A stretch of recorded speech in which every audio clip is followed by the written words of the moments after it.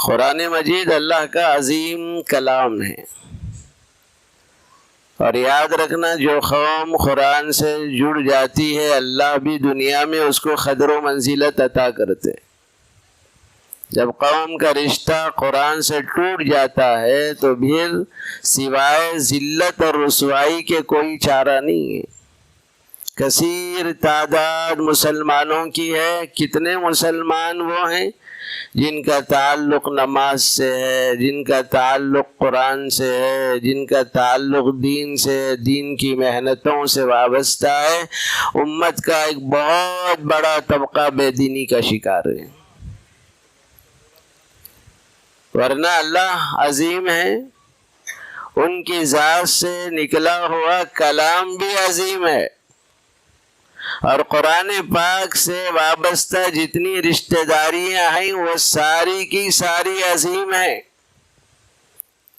وہ قرآن جس ہستی کے قلب اطہر پر اللہ نے اتارا ہے وہ ہستی سیدنا محمد الرسول اللہ صلی اللہ علیہ وسلم سارے انبیاء میں عظیم ہے، اور وہ فرشتہ جس نے قرآن پاک کو لے کر حضور اکرم صلی اللہ علیہ وسلم کے پاس پہنچا ہے وہ فرشتہ جبریل امین تمام فرشتوں میں عظیم ہے۔ اور وہ دو شہر جن شہروں میں قرآن اترا ہے، مکۃ المکرمہ، مدینۃ المنورہ، دنیا کے تمام شہروں میں عظیم ہے۔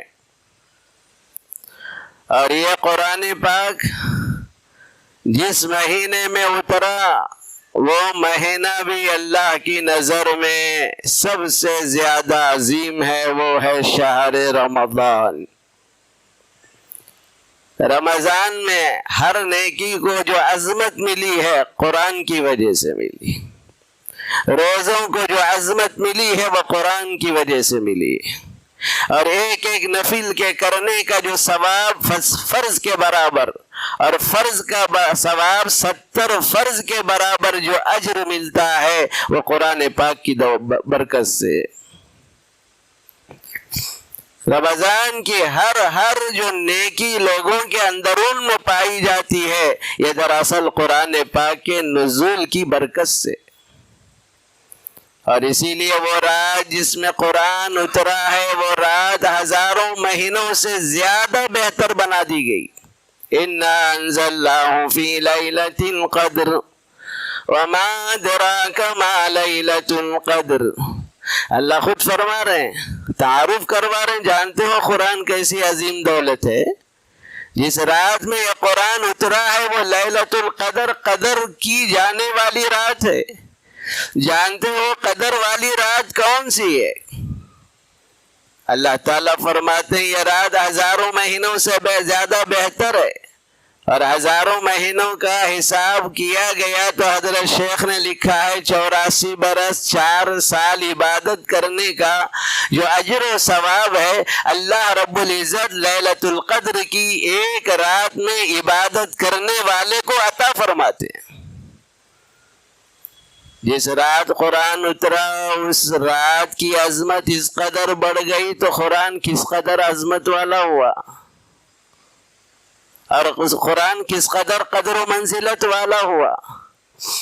پھر وہ قرآن جن جو ہے کپڑوں میں رکھا ہوا ہوتا ہے وہ بھی بڑا عظیم ہوتا ہے۔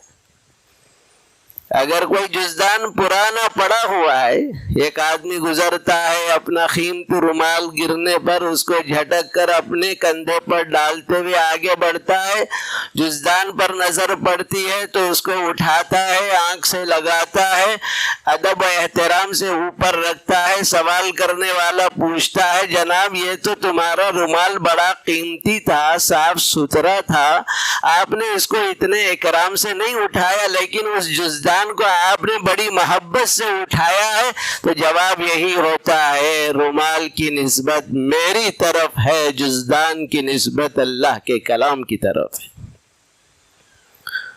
دنیا میں لکڑیوں کی کوئی عزت نہیں، جب وہ لکڑی ریحال کی شکل اختیار کرتی ہے تو اس کی طرف پیر کرنے میں بھی آدمی بے ادبی محسوس کرتا ہے، اس کو اٹھا کر اوپر رکھا جاتا ہے۔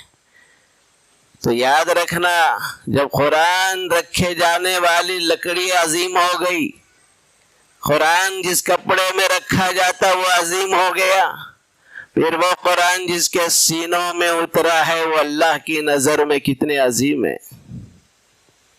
آج ہم نے نہ قرآن کی عظمت کو سمجھا، نہ حامل قرآن کی عظمت کو سمجھا، نہ عامل قرآن کی عظمت کو سمجھا، نہ ہم نے مبلغ قرآن کی عظمت کو سمجھا۔